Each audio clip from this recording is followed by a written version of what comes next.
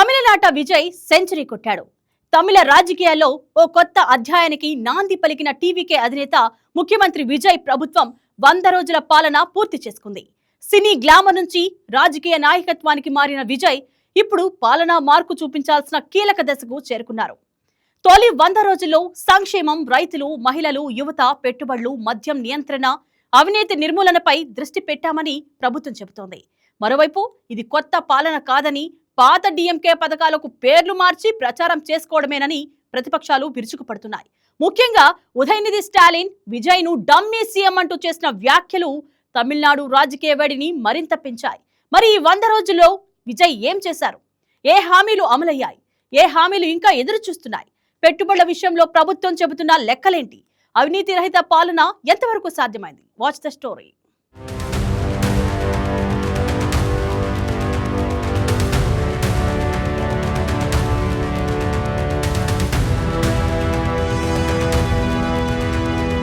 Cinema star నుంచి ముఖ్యమంత్రి వరకు విజయ్ రాజకీయ ప్రయాణం తమిళనాడులోనే కాదు, దేశవ్యాప్తంగా ఆసక్తిని రేకెత్తించింది. మే 10న అధికారంలోకి వచ్చిన టీవీకే ప్రభుత్వం ఆగస్టు 17తో 100 రోజులు పూర్తి చేసుకుంది. ఈ సందర్భంగా 100 days of governance, A government for generations అంటూ ప్రభుత్వం తన పనితీరును ప్రజల ముందుంచింది. ప్రభుత్వం విడుదల చేసిన వివరాల్లో మహిళల సంక్షేమం నుంచి రైతు రుణ ఉపశమనం వరకు, విద్య నుంచి పెట్టుబడుల వరకు పలు అంశాలను హైలైట్ చేసింది.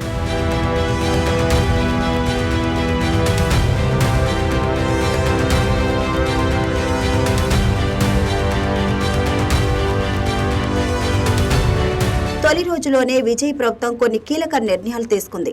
దేశీయ వినియోగదారులకు 200 యూనిట్ల వరకు ఉచిత విద్యుత్, మహిళల భద్రత కోసం ప్రత్యేక సింగపెన్ ఫోర్స్, డ్రగ్స్ నియంత్రణ కోసం రాష్ట్ర వ్యాప్తంగా 65 ప్రత్యేక టాస్క్ ఫోర్స్ యూనిట్లు, ఇవన్నీ తొలి దశలోనే ప్రకటించింది. ప్రభుత్వ ఉద్యోగుల డిఏను 2% పెంచుతూ నిర్ణయం తీసుకున్నట్లు కూడా ప్రభుత్వం తెలిపింది.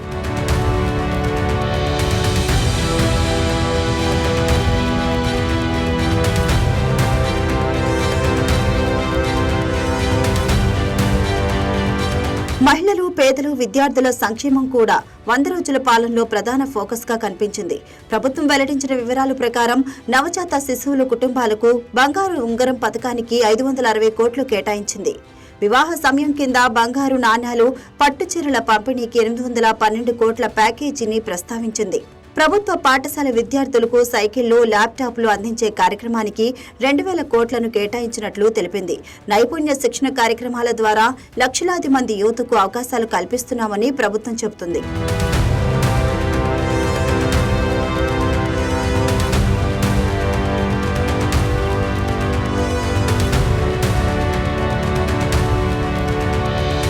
ఇక పేదల కోసం అమ్మ క్యాంటీన్లు బలోపేతం చేయడం కూడా పాలనలో మరో అంశంగా నిలిచింది.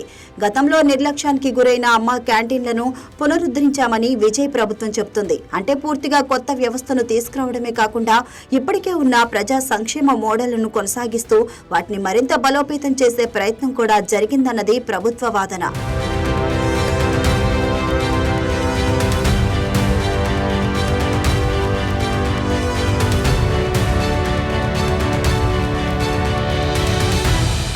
మద్యం విధానంపై తీసుకున్న నిర్ణయం మాత్రం విజయ్ ప్రభుత్వానికి తొలి 100 రోజుల్లోనే ప్రత్యేక గుర్తింపు తీసుకొచ్చింది. పాఠశాలలు, విద్యా సంస్థలు, ప్రార్థనా స్థలాలు వంటి సున్నిత ప్రాంతాల సమీపంలోని 717 టాస్మాక్ దుకాణాలను మూసివేయాలని ప్రభుత్వం ఆదేశించింది. అంతేకాదు మద్యం విక్రయాల ద్వారా వచ్చే ప్రతి రూపాయి ప్రభుత్వ ఖజానాకు చేరేలా వ్యవస్థను పారదర్శకంగా మార్చాలని సీఎం ఆదేశించినట్లు వార్తలు వచ్చాయి. టాస్మాక్ లో నెలకు సుమారు 102 కోట్ల అనధికారిక వసూళ్ల ఆరోపణలపై విచారణకు ఆదేశాలు ఇచ్చినట్లు సమాచారం. అయితే ఇవి ఆరోపణలు మాత్రమే, వాటిపై దర్యాప్తు ఫలితాలు తేలాల్సి ఉంది.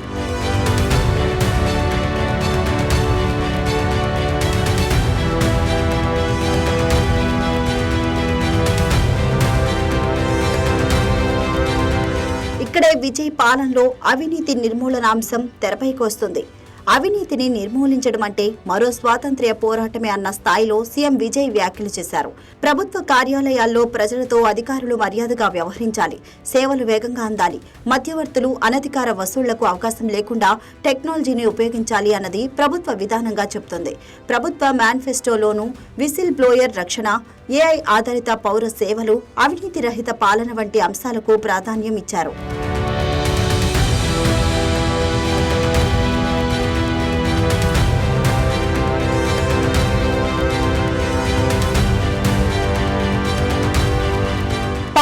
నేపథ్యంలో టెక్నాలజీ వినియోగం కూడా విజయ్ ప్రభుత్వ దీర్ఘకాలిక ఎజెండాలో కీలకంగా కనిపిస్తుంది. ప్రజలు కార్యాలయాల చుట్టూ తిరగకుండా సేవలను డిజిటల్ విధానంలో అందించడం, ఆర్టిఫిషియల్ ఇంటెలిజెన్స్ ఆధారిత పౌర సేవలు తీసుకురావడం, ప్రభుత్వ వ్యవస్థల్లో పారదర్శకత పెంచడం లక్ష్యాలుగా మేనిఫెస్టోలో పేర్కొన్నారు. అయితే మేనిఫెస్టోలో హామీ ఇవ్వడం ఒక దశ అయితే వాటిని రాష్ట్ర వ్యాప్తంగా అమలు చేయడం అసలు పరీక్ష.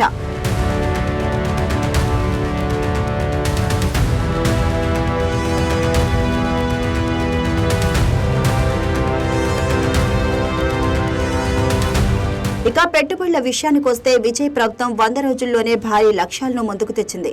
ప్రభుత్వం నిర్వహించిన పెట్టుబడుల కార్యక్రమాల్లో సుమారు 67,542 కోట్ల విలువైన 97 ఒప్పందాలు కుదిరినట్లు తాజా నివేదికలు చెబుతున్నాయి. వీటి ద్వారా 1,00,000కు పైగా ఉద్యోగ అవకాశాలు ఏర్పడతాయని ప్రభుత్వం అంచనా వేస్తుంది. స్పేస్ టెక్నాలజీ, ఎలక్ట్రిక్ వాహనాలు, quantum technology, life sciences, electronics, engineering వంటి రంగాల్లో పెట్టుబడులు రావడం దీనిలో ప్రత్యేకత. అయితే 100 రోజుల సందర్భంగా ప్రభుత్వం చెప్పిన మరో పెద్ద సంఖ్య 1,00,000 కోట్ల రూపాయలు పెట్టుబడి కమిట్మెంట్లు. అంటే పెట్టుబడుల విషయంలో ప్రభుత్వం భారీ టార్గెట్తో ముందుకెళ్తుంది. కానీ ఇక్కడ ఒక కీలక ప్రశ్న ఉంది. ఎంఓయూలు కుదరడం ఒకటి, ఆ పెట్టుబడులు వాస్తవంగా కార్యరూపం దాల్చడం మరొకటి. పరిశ్రమలు ఏర్పాటు కావాలి, ఉత్పత్తి మొదలవ్వాలి, స్థానికులకు ఉద్యోగాలు రావాలి. అప్పుడే పెట్టుబడి హామీ నిజమైన ఆర్థిక ప్రయోజనంగా మారుతుంది.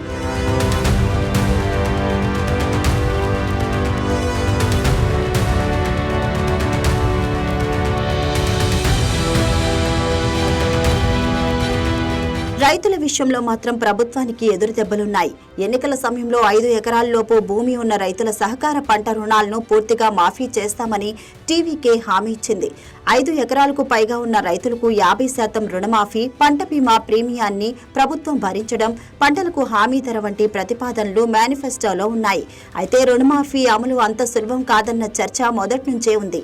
సహకార బ్యాంకుల రుణాలను మాఫీ చేయాలంటే భారీ ఆర్థిక భారం పడుతుందని, సుమారు 15,000 కోట్ల వరకు అవసరం కావచ్చని, ఆర్బీఐ మార్గదర్శకాల వల్ల అమల్లో సవాళ్లు ఉన్నాయని నివేదికలు వెల్లడించాయి. ఇదే అంశంపై ప్రతిపక్షాలు ప్రభుత్వాన్ని నిలదీస్తున్నాయి. హామీ ఇచ్చింది ఎప్పుడు అమలు చేస్తారు, రైతుల ఖాతాల్లో ప్రయోజనం ఎప్పుడు కనిపిస్తుంది అన్నదే వారి ప్రశ్న.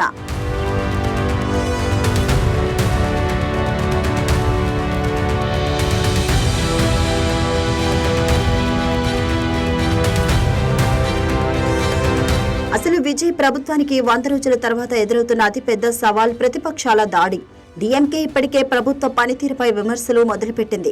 ప్రతిపక్ష నేత ఉదయనిధి స్టాలిన్ విజయ్ను డమ్మీ సీఎం అంటూ తీవ్ర వ్యాఖ్యలు చేశారు. టీవీకే ప్రభుత్వానికి సొంత విధానాలు లేవని, గత డీఎంకే ప్రభుత్వం తీసుకొచ్చిన పథకాలకు కొత్త పేర్లు, కొత్త స్టిక్కర్లు వేసి ప్రచారం చేసుకుంటున్నారని ఆరోపించారు. సోషల్ మీడియా రీల్స్ తప్ప ప్రభుత్వం చేసిన పని ఏముందని కూడా ప్రశ్నించారు. ఇవి ప్రతిపక్ష ఆరోపణలు మాత్రమే అయినప్పటికీ విజయ్ పాలనపై ప్రత్యర్థి రాజకీయ ఎదురుదాడి ఎంత తీవ్రంగా మారిందో ఈ వ్యాఖ్యలు స్పష్టం చేస్తున్నాయి.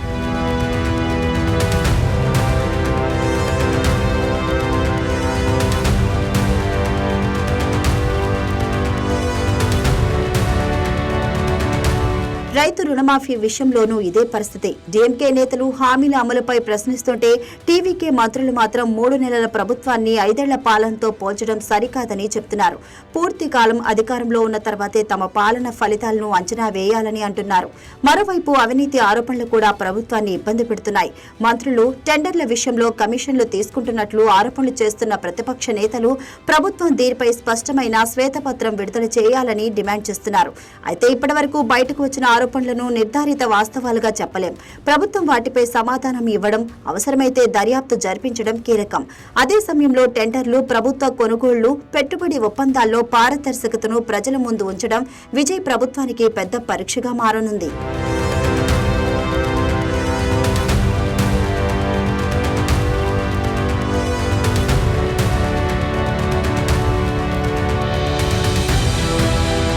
మొత్తంగా చూస్తే విజయ్ ప్రభుత్వం తొలి 100 రోజులు పూర్తిగా ఫెయిల్ అని చెప్పే పరిస్థితి లేదు. అదే సమయంలో ఘన విజయం సాధించిందని చెప్పడానికి కూడా ఇంకా సమయం కావాలి. ఎందుకంటే ప్రభుత్వం చూపిస్తున్నది ప్రధానంగా హామీలు, నిర్ణయాలు, పెట్టుబడి ఒప్పందాలు, ప్రారంభ కార్యక్రమాలు. ప్రజలు చూడాల్సింది మాత్రం వాటి ఫలితాలు.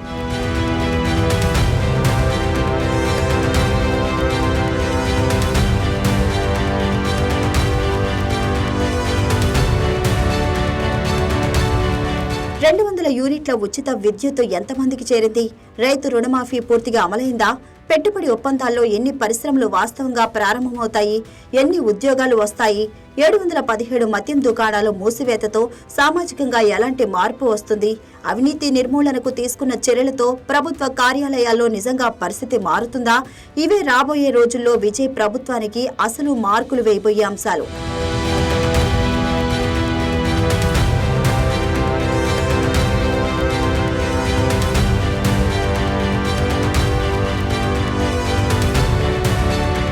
విజయ్ ముందున్న రాజకీయ సవాలు కూడా చిన్నది కాదు. తమిళనాడు రాజకీయాలను దశాబ్దాలుగా డీఎంకే, ఏఐఏడీఎంకే ప్రభావితం చేశాయి.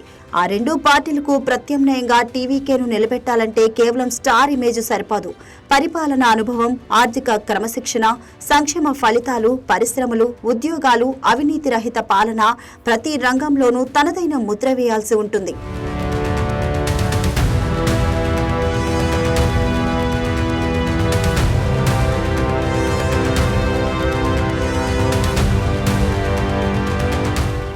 వంద రోజులు పూర్తయ్యాయి. కానీ విజయ్ ప్రభుత్వానికి అస్సలు పరీక్ష ఇప్పుడే మొదలైంది.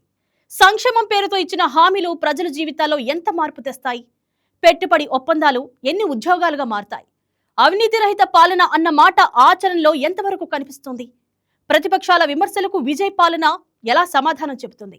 ముఖ్యంగా కొత్త రాజకీయాలకు నాంది అన్న టీవీకే మాటను కొత్త పాలనగా తమిళ ప్రజలు ఎప్పుడు గుర్తిస్తారు అన్నదే ఇప్పుడు కీలక ప్రశ్న. 100 రోజుల నివేదిక విజయ్ చేతిలో ఉంది. ఇక తీర్పు మాత్రం తమిళనాడు ప్రజల చేతుల్లోనే ఉంది.